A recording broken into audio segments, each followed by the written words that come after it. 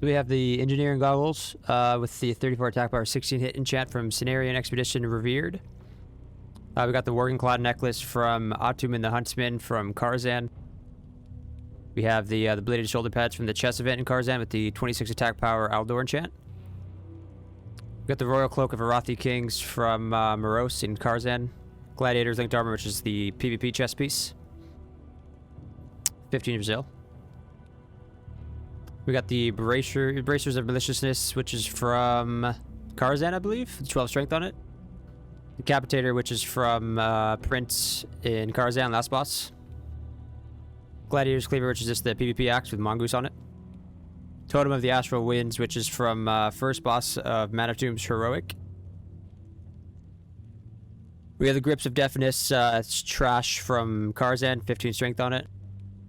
We got the Girdle of Treachery, which is from Maiden in Karzan. The Satrith Leggings, which is from a quest in Netherstorm, starts at AR 52. We got the Fiend Slayer Boots, which is also from the chess event in Karzan. We have the Overseer's Signet, the Eldar quest chain that starts in Netherstorm as well. We have the Violet Signet, which is reputation from doing Karzan. We have the Bloodlust Brooch, which you buy with Badges of Justice, and then the Hourglass of the Unraveler, which is from Black Morass.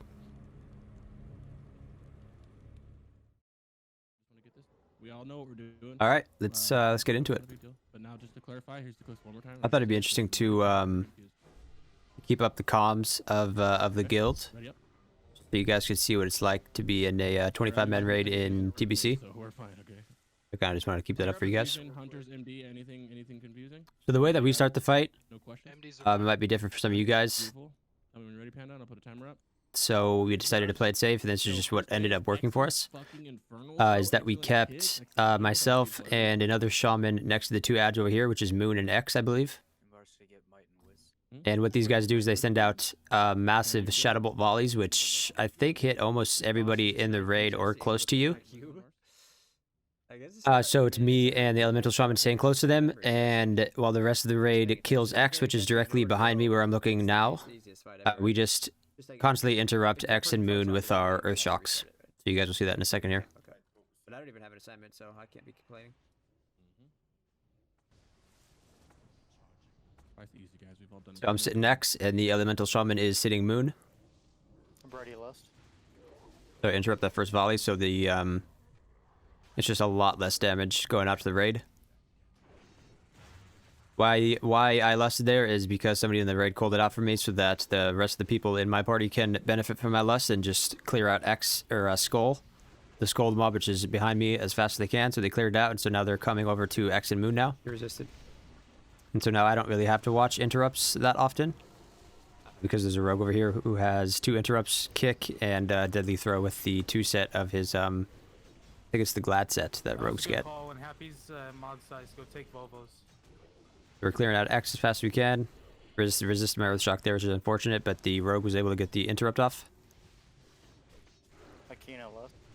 The reason that we popped our cooldowns here and lusted and stuff is because just getting these ads down is probably the hardest part of the fight. For us, at least, it was. So just keep interrupting and clearing out these mobs as fast as you can, and then you rotate over to Star and Diamond, the last 2 mobs. The timer there in the middle top part of the screen, phase 2 is when the boss Magtheridon spawns, kind of, and when you're able to attack him. So we have about 35 seconds till the boss spawns. So technically 35 seconds to kill these ads as fast as we can.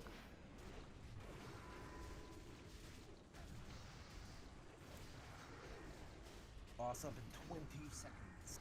Ame Lust. So just keep pumping damage as fast or as much as you can here on these mobs, just to get them dead as fast as you can. Before phase 2. 7 seconds until boss spawns. I think I was able to interrupt the Dark Mining there.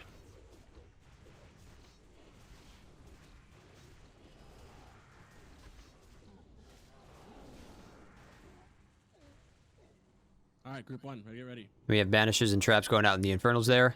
Clear out all your warrior totems, because you're going to replace them in the back of the room where the tank is going to hold the boss. You just get some mana back from picking up your totems where they were and dropping them again so that they're in range of you and the rest of your melee group for the rest of the raid, basically. I dropped Fire Elemental there. 20-minute cooldown, but Once again, posting the macro. it definitely pumps out some good damage. Lamb chop. And I am switching between Wind Fury Totem and the Agility Totem. Just called Totem Twisting. But the melees in your group can benefit. It gives them a 10-second buff. The Wind Fury Totem gives them a 10-second buff. That puts Wind Fury in the weapon for 10 seconds. And so while that 10-second buff is decreasing, you drop the Agility Totem so that you guys will benefit from the, I think, 88 Agility from the Totem for that 10-second duration. Get ready, get ready, get ready. I think there is an add-on that helps you time that better, but Click. I don't have that. I don't have that up. Beautiful. Number 2, it's gonna look like Young Low. And the reason I just Blood Fury there, Haste Potted there, and Bloodless Brooch there Nice. is because as soon as Magtheridon goes into that phase where he sets out the Blast Nova, five people in your raid have to click a square. You can see one of the cubes in the top left of the screen there. They have to click the cube 5 people at the same time, and the boss takes increased damage This is 2. for as long as they can hold the cube down. It only lasts like 3 to 5 seconds. But that's kind of when you want to save your cooldowns for. Your 2-minute cooldowns like Blood Fury and your trinkets and stuff. Because he takes, I don't know what percentage of increased damage, but a lot more damage. Click it, click it, click it. So right there. Right now he's taking increased damage. I'm kind of watching my threat here. Coming up. You can see in the Omen threat meter right next to the recount to the bottom right. I'm getting pretty close. Jason is diamond. Not pretty close at all actually, but Far away from it, you can still hit it with Enhanced you have to watch your threat a lot more than other classes. Just because Wind Fury can proc and you can do like a ton of damage really fast. You can stand outside. So you can pull threat pretty easily. Close to threat, man. It's sketchy. Yeah, so I just said I'm getting pretty close to threat here. And it's much more worth it to be careful with your threat than just pump out as much damage, because if you pull aggro, it can wipe the raid. Every cooldown I had, damn it. I'm kind of backing off here for a sec, Get ready. Main mouse bar. just for a little bit, let the tanks get some more threat, and then go back in. Pump and click. And there is the damage increase again. I don't have any cooldowns up, but I have Mongoose going, so that's nice. Run, come back around. That's Crix, Cargo, Kigo, Raph, Lamb. Got a while though. Now our raid lead is calling out the people that are required to hit the cubes. Right there, the little raid warning there, first set of clickers. And I was not part of the group of people that had to click, so that's super nice for me. I could just stay in the boss the entire time, basically. As a melee, it's super nice to not have a responsibility to click the cube for your raid. Yeah, you'll want to stand back. Get ready first set. Remember, there's not going to be a little knockback. I'm just kidding. Okay. This is the next So there's 1 set, 2 set, and 3 sets of clickers, and it rotated from the first the set basically. So it went through the rotation once, so now it's back to the first set of clickers. Group 2. And you can see in the top left there, there's a Warlock hitting the cube for us. Brand and you, just gonna be And basically, if you don't do that, if one person screws it up, it's going to wipe the entire raid. Basically, he sets out a Blast Nova that hits incredibly high.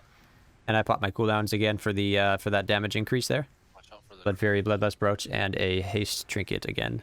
Or, sorry, Haste Potion. Group 2 again. Get ready, please. Young Low, Icy, Volvo, Brand and you. And still just Totem Twisting for my melees. You can see the Rogue just got a little nice Wind Fury proc there. Is that debuff on for you guys? I think I could have timed this a little. I rewatched this fight. I think I could have timed it a little bit better with I think there was a few seconds where they didn't have Wind Fury going on a few times, but Jose, I'll see him cast it. It's just I don't just see do it. your best to keep that up for them as often as you can. Get ready. So right here I have Wind Fury Totem up a little bit too long there. You only need to have it up just for 1 GCD basically, just to give them the 10-second proc on it. Well, gentlemen. And I am flame shocking my rotation here as often as I can because I'm trying to give my elemental shamans the 20% increased damage to lightning bolt or chain lightning from the debuff that my storm strike puts on the target. Should be good, though. And so instead of earth shocking and taking that proc, I'm just giving it to my elemental shamans because they're going to benefit more from the 20% increased. Yeah, he's dead. He's dead. He's dead. And that is that's the boss fight right there. Let's do him. Not bad at all. I was pretty surprised that I was able to pump out that much damage. Nice. I think I got 5th. Yeah, I got 5th, just behind the hunters, which is expected, to be honest. And especially because I didn't have the responsibility of clicking any cubes there. Something happened when I took There you go. There is the Magtheridon's Lair boss fight as Enhanced Shaman. Pretty